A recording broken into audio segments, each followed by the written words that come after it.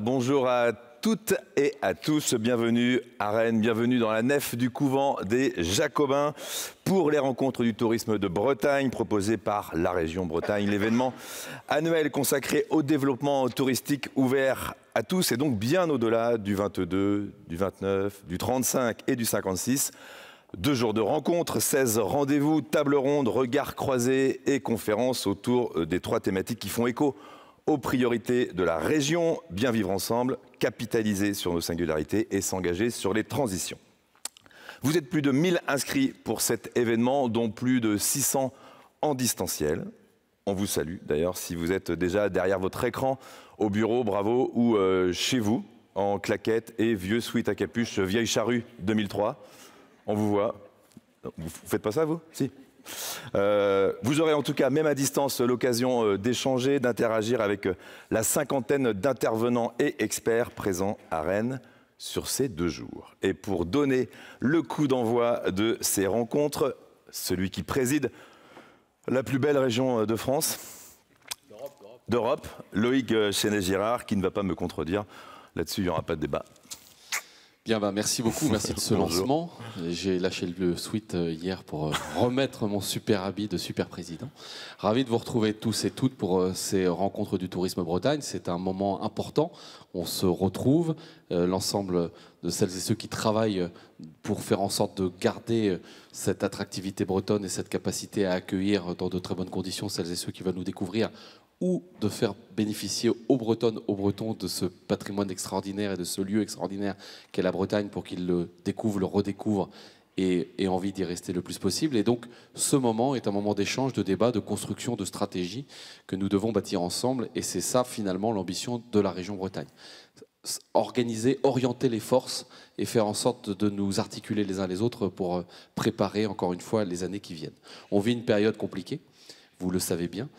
Brexit, Covid, guerre, ce sont des moments compliqués pour beaucoup de nos concitoyens, en Bretagne, en Europe, et bien sûr, je pense à nos amis ukrainiens en ce moment. Et ce sont des moments qui perturbent nos réflexions, nos stratégies, qui perturbent les plans que nous avions posés pour préparer l'avenir de la Bretagne. Le tourisme n'est pas épargné par ces chocs multiples.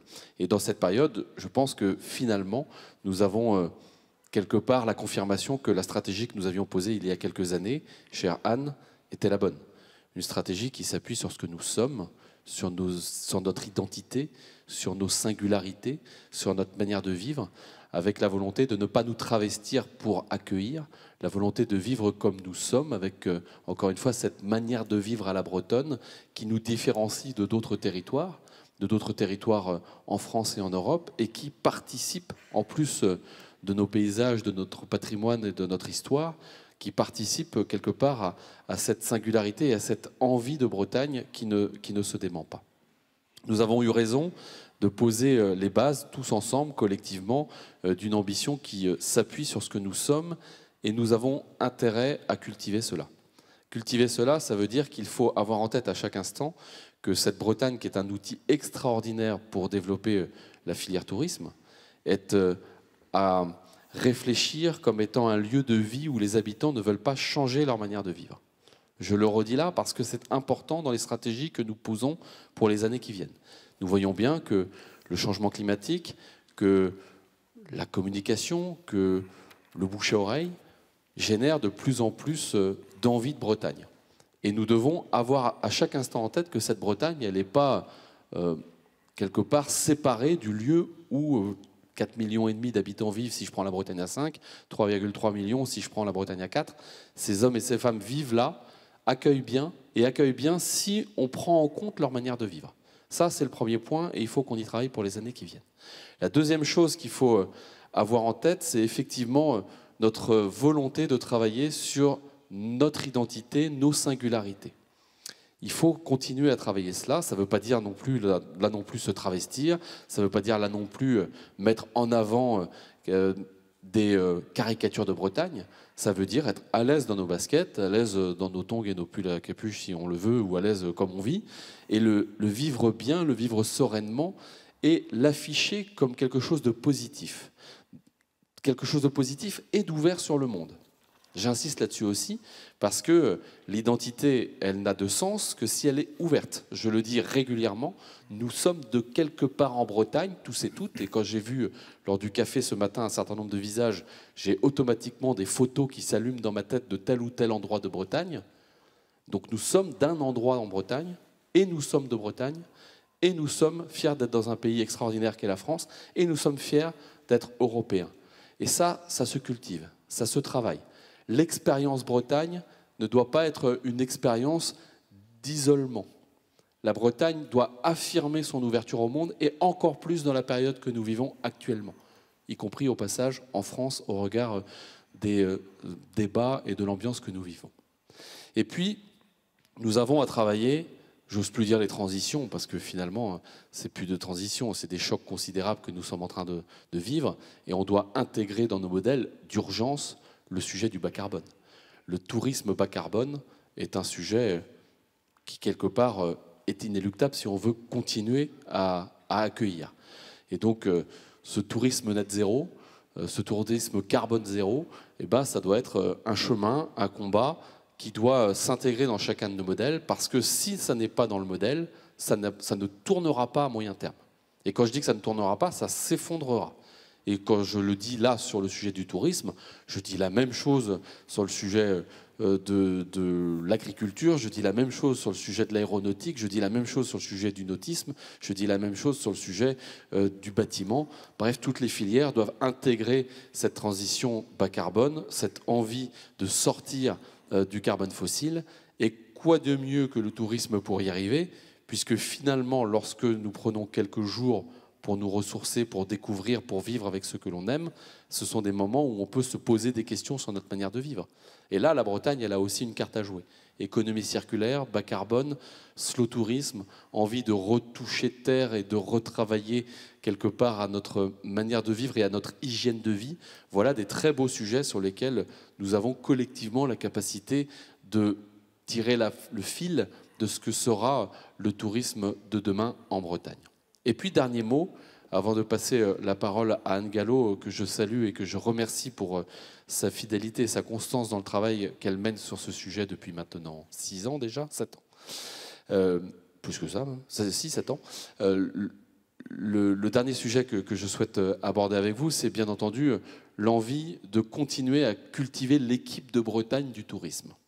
Cultiver l'équipe de Bretagne du tourisme, je le dis devant celles et ceux qui sont dans ce lieu merveilleux du couvent des Jacobins, je le dis aussi à ceux qui sont en ligne et puis à ceux qui nous regarderont en replay, nous devons tirer tous dans le même sens. Nous avons des singularités à l'interne de la Bretagne. Nous sommes ici à Rennes, il y a des représentants de plein d'endroits en Bretagne. J'ai déjà parlé trop longtemps, c'est ça? C'est le bip. Je vais finir. Nous avons des représentants de plein d'endroits en Bretagne, et si je me risque à en citer un, je vais devoir en citer une quarantaine, donc je ne vais pas me lancer. Mais il est clair que la Bretagne des côtes, la Bretagne de l'intérieur, la Bretagne des villes, la Bretagne des campagnes, la Bretagne de l'eau salée, la Bretagne de l'eau douce, tout cela doit concourir à quelque part participer à notre attractivité positive et durable de demain. Et si on tire tous dans le même sens, on est très fort. Et ce n'est pas la région Bretagne devant qui vous dit vers où aller, c'est la région Bretagne, catalyseur d'énergie, qui, avec vous, construit une stratégie et la pose. Et cette stratégie, elle s'adapte à une métropole ou un territoire rural, elle s'adapte à une commune de côte ou à une commune du centre-Bretagne, elle s'adapte encore une fois à une île ou à un territoire du centre-Bretagne. Voilà comment on doit travailler en équipe. C'est en équipe que nous sommes les meilleurs.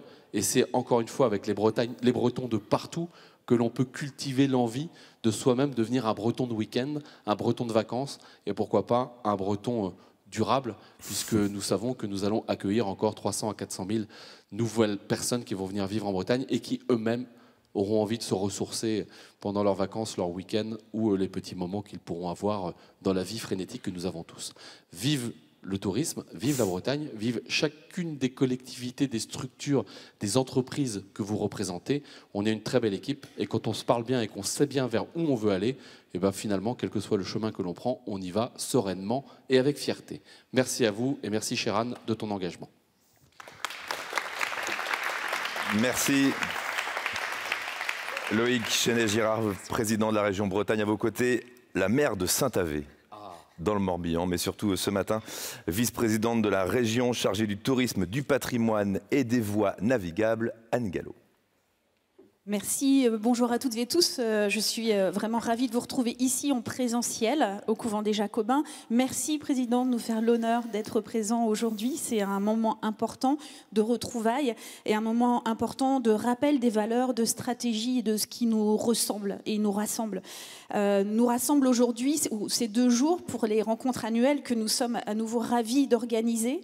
Comme vous l'avez dit, Thibault, 16 conférences sont à l'ordre du jour avec des experts nationaux, des experts internationaux que je remercie pour croiser nos regards, comme l'a dit le Président, pour s'ouvrir, pour être curieux, pour regarder ce qui se fait ailleurs et pour partager, et c'est essentiel parce que le tourisme, c'est observer, mais c'est aussi anticiper, on le sait tous, c'est diversifier l'offre pour répondre de la meilleure manière qu'il soit à la demande des touristes et surtout offrir aussi de la diversité et de l'attractivité.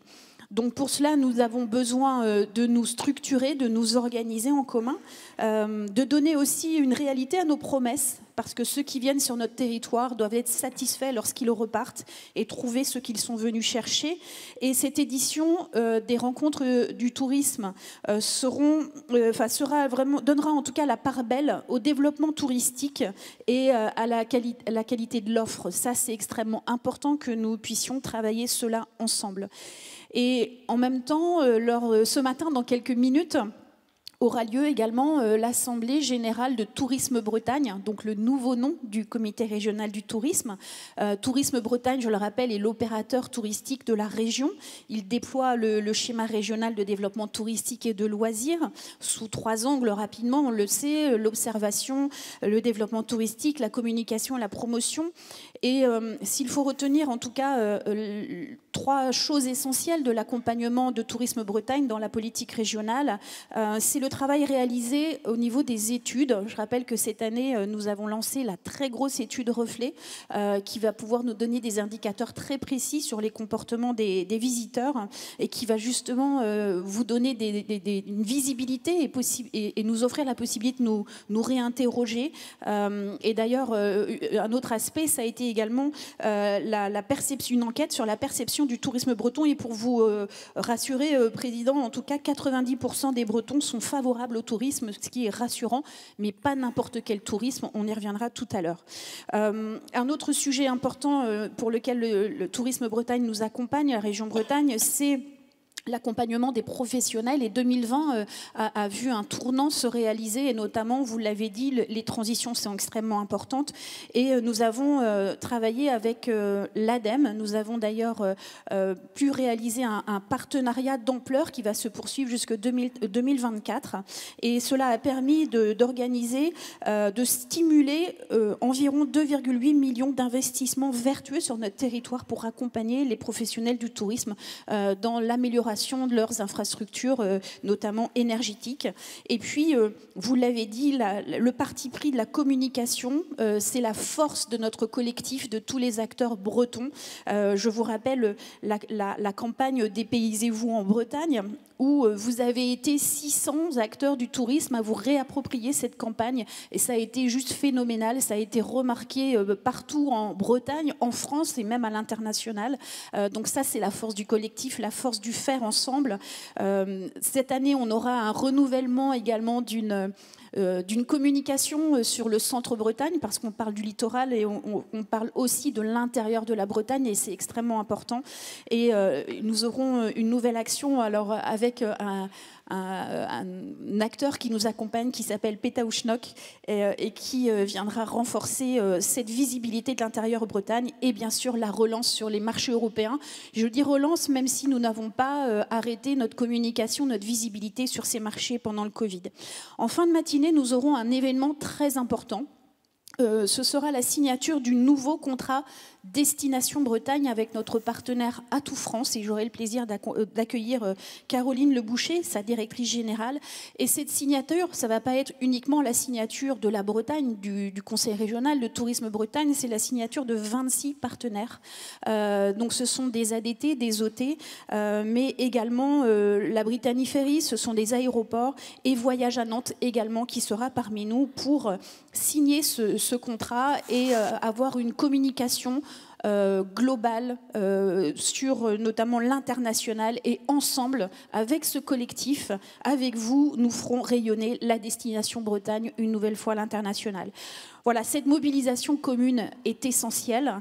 Je rappelle que le tourisme, c'est une de nos richesses au niveau de la Bretagne. C'est 58 000 emplois non délocalisables. Ça représente environ 5% de l'emploi global en Bretagne. C'est 8,1% du PIB. Et comme l'a dit le président, ce sont surtout des services culturels, sportifs, une dynamique qu'on apporte au territoire et qui servent aussi les Bretonnes et les Bretons. Voilà, j'espère en tout cas, avec les efforts de toutes et tous, que nous allons aussi retrouver, on va dire, les 13 millions de visiteurs qui ont fréquenté en 2019 notre territoire, approcher les 100 millions de nuitées, même si nous ne voulons pas faire plus, mais voulons faire mieux avec les uns et les autres, en élargissant particulièrement les durées de séjour. C'est ça qui va nous préoccuper particulièrement cette année.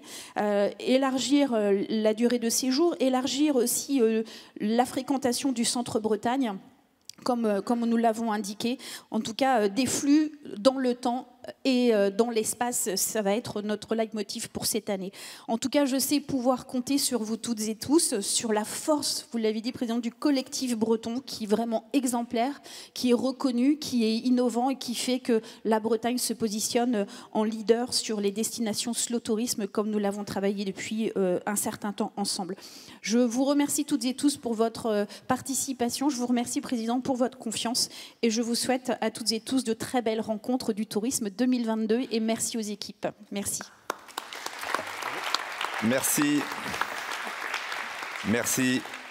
Merci beaucoup, Anne Gallo. Merci à vous deux. Je vous laisse rejoindre le point presse. J'ai quelques infos pratiques à vous livrer pour vivre au mieux ces rencontres en distanciel ou ici à Rennes. Comment poser des questions lors de l'événement? Si, en règle générale, le dernier quart d'heure de chaque rendez-vous sera consacré à un échange, en distanciel, vous pouvez utiliser le chat pour poser vos questions. En présentiel, si vous êtes ici à Rennes, il faut scanner le QR code, poser vos questions que vous avez sur votre badge. Ici, il y a un QR code et vous allez arriver sur une page. Vous sélectionnez le temps concerné, vous indiquez votre prénom et nom si vous le souhaitez. Et si la question s'adresse à un intervenant en particulier, merci de le préciser. Mardi soir, en quittant Rennes, vous aurez le blues, le seum. Quand ça se termine, c'est toujours comme ça. Et ici, quand on quitte Rennes, ça fait toujours ça. Pas de panique, toutes les tables rondes et rendez-vous seront disponibles en replay sur le site de l'événement dès la semaine prochaine. Vous pourrez également y retrouver des interviews exclusives d'intervenants tournés dans un studio télé aménagé dans une jolie pièce de ce couvent. Sinon, il faut bien sûr vous abonner à la page LinkedIn des rencontres du tourisme Bretagne pour suivre les coulisses de l'événement. Et ça va de soi, utilisez le hashtag RTB22 lors de vos publications sur les réseaux sociaux. Concernant les repas, ceux qui nous suivent en ligne pourront réchauffer leur tupperware au micro-ondes de l'espace convivialité, comme d'habitude. Et pour les participants présents à Rennes, une liste des établissements à proximité du couvent vous a été transmise dans la newsletter « Comment préparer sa venue ?» Il y en a pour toutes les papilles. Pour la soirée, on s'est dit qu'on allait privatiser un bar rue de la Soif, juste à côté, là c'est à 20 mètres, tranquille. Finalement, pour plus de calme, d'échange, rendez-vous à partir de 18 h à l'écloseur. C'est un espace dédié à l'innovation pour les PME et ETI, dans un très bel hôtel particulier qui se trouve à 8 minutes à pied du couvent des Jacobins. C'est donc ce soir à partir de 18 h. Voilà, j'ai tout dit. Dans quelques secondes, ici même dans cette nef, première table ronde inaugurale de cet événement, Tendances et défis de demain. À plus tard, Kenavo, je vous souhaite de très bonnes rencontres du tourisme Bretagne.